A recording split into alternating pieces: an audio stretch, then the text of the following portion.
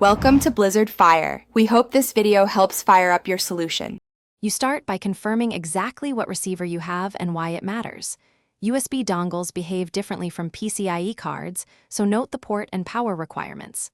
Plug into a USB 2, 0 or 3, 0 port if external, connect antenna and power before boot. Once done, make sure batteries are fresh and set the receiver to pairing mode if needed.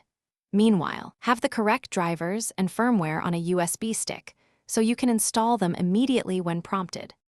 You now install drivers and pair the remote step by step. Run the vendor installer as administrator. Allow unsigned drivers only if you trust the source, and reboot when prompted.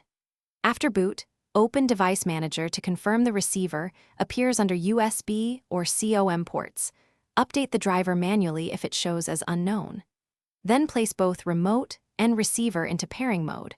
Watch for LED confirmation or status messages in the vendor app, and repeat pairing if the device does not sync on the first attempt.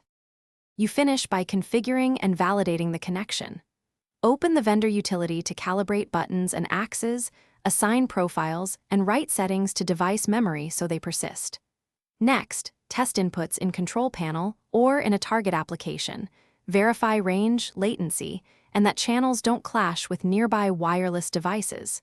If things go wrong, try one quick troubleshooting tip.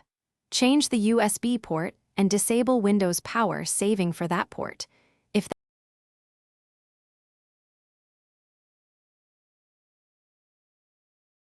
Thanks for watching. If you found this helpful, don't forget to like and subscribe.